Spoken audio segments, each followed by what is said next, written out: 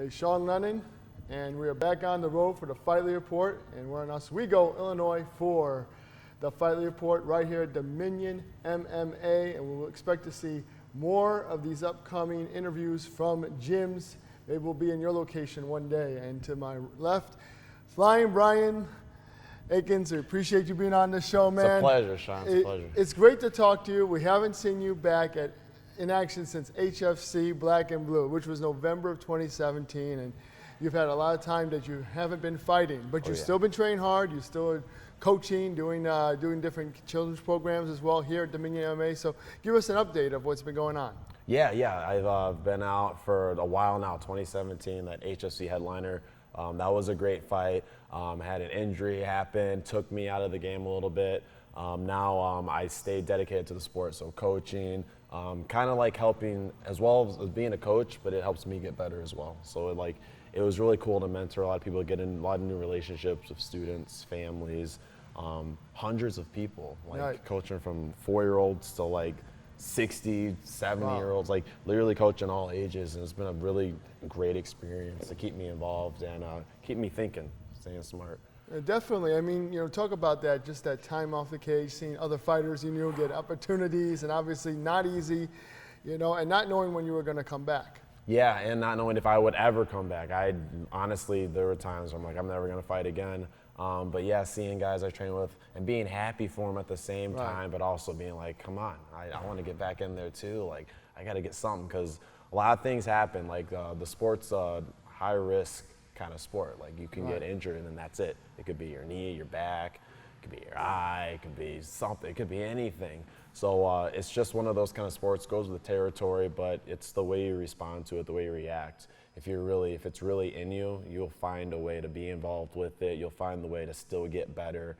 And that motivation, the quote I hear is motivation is, David Goggins' motivation is, I'll say crap, but being driven, you just drive right through any of that. And that's kind of what I've been kind of going for lately.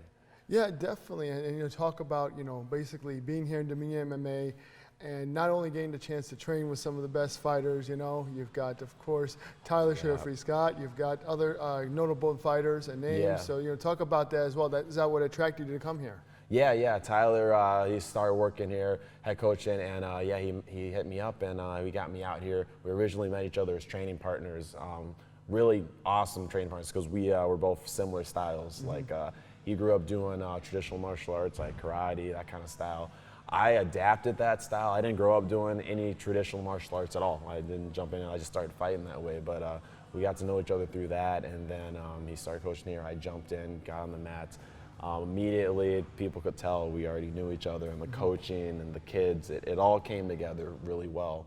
And now, since all that, we've got a fight team of all these fighters, up-and-comers, teen adult program with the kids program. It's all built up, and it's been blowing up in this area, and Dominion is just becoming a bigger name, and I'm really proud to be a part of that.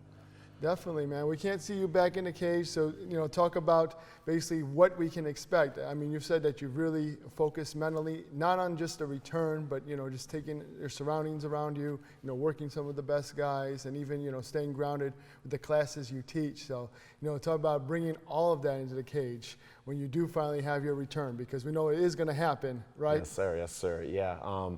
Mentally, you just kind of level up a little bit. Physically, I was always athletic, but mentally, when you can coach it and you can teach it to a 4-year-old, then you're really learning it. You really know it, and you can help them get through it. You see them get that same feeling you got when you learned those moves, and they're a lot younger than I was when I got into this sport. So it's an honor. I'm just honored to be able to be that person for them, because that's how I felt when I learned it as an 18-year-old, an adult. Yes. And my return, I do plan to be in Caged Aggression's next show in the fall.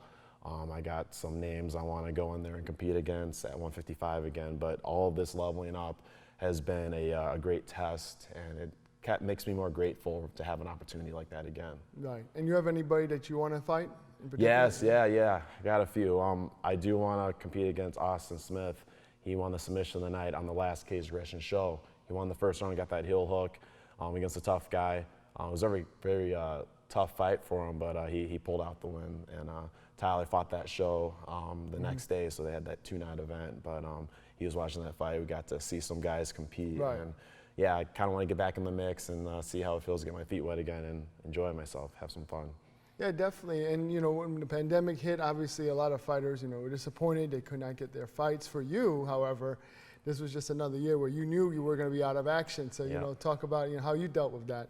Yeah, I was like, okay, I'm not so alone now. Like it's been a while for me, and that was a big like change for everybody. Like there's so much going on, even still, but things are starting to shift a little bit. Things are opening up, and yeah, it's just that mindset. I was very prepared from the surgeries I had to, you know, kind of be patient and keep myself, you know, level-headed and driven, I'd say. Like the motivation's up and down when you go through an injury and you're taken away from your passion. But when you find coaching, I found that, I decided to go after that as hard as I could, and that really did wonders for me, especially when you're brought into gyms and you're surrounded by so many great people. Like out here at Dominion, we have so many families in the area that come out here and support us, their kids, then our adults and our teens that come in. Like they're all really great people, and I really just happy to be part of that. Like when I'm around that, it's so hard to be upset about something. It's so hard to be like down on yourself, because those are people that are looking up to you. Me and Coach Tyler here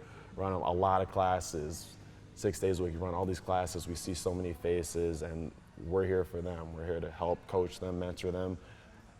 We want them to go through things like me and him probably made mistakes in our careers, or like in fights and training, that we're teaching them, don't do that.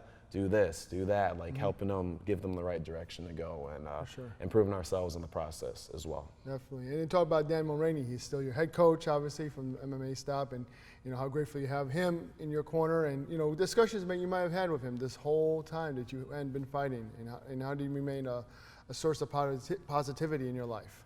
That's been a lot, because coaching has it's a big part in his life as well, and he's been on my team since day one, like staying focused, staying like on me about like how are you doing, how are things going, like being proud of my progress as a coach myself. Like he was so happy to see me take lessons that I've learned and make a whole, like, you know, make a living off of it. Literally just make that like a bright light for somebody else, well, hundreds of other people. And that's been huge, and the support from people like that, it means a lot, especially to get a chance to come back. It means a lot, and you know who to celebrate with when the time comes. And my last question is, what can we expect in your return when we see Flyin, Ryan Akins step back into the cage, whether it be cage aggression or anywhere else? What can we expect? Honestly, you can expect a very smart, new, and improved version of me. I've had a lot of time to think about things outside of the sport, because physically and athletically, it's always been there. But the whole thing is, you don't want to be fighting yourself while someone else is trying to take your head off. So just being there, present in the moment, being grateful for an opportunity, and more so just having a healthier mindset about all of it.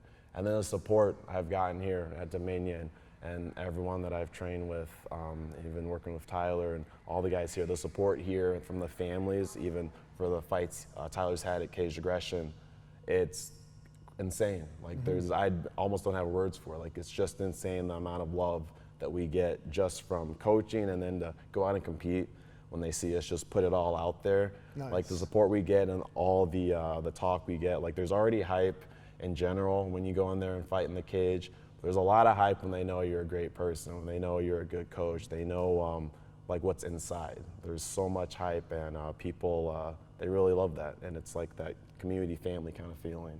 So you can expect a great version of me, an excited version of me, and you can expect a lot of support. The Chacones, they put in a lot of work with us here. They spend day in and day out trying to elevate us, and it's been just phenomenal. Leveling up in all parts of my life, and that's going to show in my return. I mean, there's ring rust, there's adrenaline dumps, there's all that stuff that goes out there that you don't know what's going to happen, but I definitely can say I feel like I'm in my prime years, and there's been a lot of support and healthy decisions in the past few years, despite the injuries and things there's been. Like that, just pressure makes diamonds, they say. So I look to show that. Well, we appreciate you being on the show. I appreciate you and Tyler bringing it, letting us come here to your home here at Dominion MMA, and of course you're one of the managers. And coaches here at Dominion. Appreciate you being on the Fight Report. And if you want to shout out your social media, thank anyone, go ahead. Be Akins 92 on Instagram. Follow me, and then Dominion Martial Arts. We're on Facebook, Instagram. We're all over. Check us out. We're out here in Oswego. If you guys haven't been out here, you're missing out. Get out here, work with some good coaches, some good people. And Sean, it was a pleasure. We really appreciate it. Oh, my pleasure's all mine. Appreciate you. Flyin Brian Akins, we're going to see him back in here one day this year, hopefully. And appreciate you being on the Fight Report. 155-pound division, you guys are on notice. Thank you, sir. Take care, man.